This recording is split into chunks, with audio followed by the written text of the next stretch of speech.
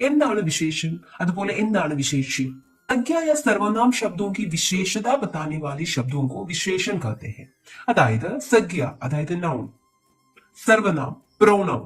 സംജ്ഞ യാ സർവനാം നൗണിന്റെയോ അല്ലെങ്കിൽ പ്രോനൗണിന്റെയോ വിശേഷത പ്രകടമാക്കാൻ ഉപയോഗിക്കുന്ന അല്ലെങ്കിൽ വിശേഷത പ്രകടമാക്കുന്ന വേർഡ്സ്, അതിനെയാണ് നമ്മൾ വിശേഷൻ എന്ന് പറയുന്നത്.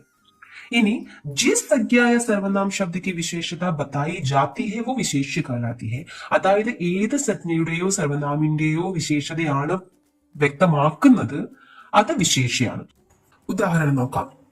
നിർജൻ വൻ, വിജനമായ വനം.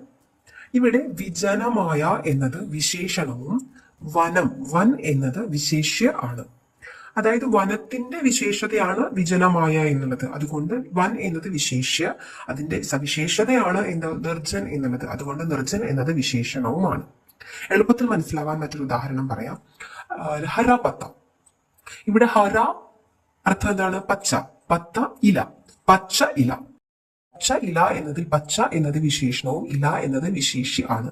മറ്റൊരു ഉദാഹരണം ലാൽ ഫൂൽ, ചുവന്ന പുഷ്പം. ആ ചുവന്ന എന്നത് വിശേഷണവും ഫൂൽ പുഷ്പം എന്നത് വിശേഷ്യ ആണ്. ഇനി നിർച്ചർ കവിതയിലെ വിശേഷൻ വിശേഷ്യ പദ സമൂഹ ചുൻകർ ലിഖി. അതിനുള്ള ഉത്തരം നിർമ്മൽ നിർച്ചർ, നിർമ്മലമായ വെള്ളച്ചാട്ടം, പവിത്രമായ വെള്ളച്ചാട്ടം. ഇവിടെ നിർമ്മൽ എന്നത് വിശേഷണവും നിർച്ചർ വെള്ളച്ചാട്ടം എന്നത് വിശേഷ്യ ആകുന്നു. സുമധുർ സ്വർ, മധുരമായ സ്വരം.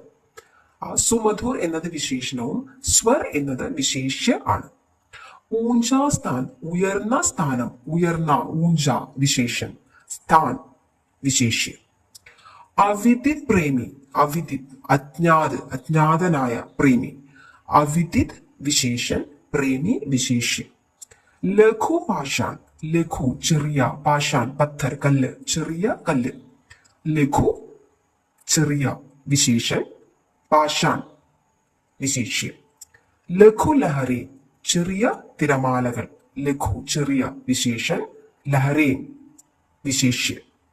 വിരഹി നിർച്ചർ, വിരഹിയായ വെള്ളച്ചാട്ടം. വിരഹി വിശേഷൻ, നിർച്ചർ വിശേഷ്യ. വിരഹ വ്യഥ, വിരഹ വേദന. വിരഹ് വിശേഷൻ, വ്യഥ വിശേഷ്യ.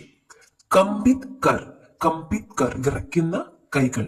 ആ വിറയ്ക്കുന്ന എന്നത് കമ്പിത് എന്നത് വിശേഷൻ, കർ വിശേഷ്യ. കളകള സ്വർ, കളകള നാദം. കളകള കളകള വിശേഷൻ, സ്വർ വിശേഷ്യ.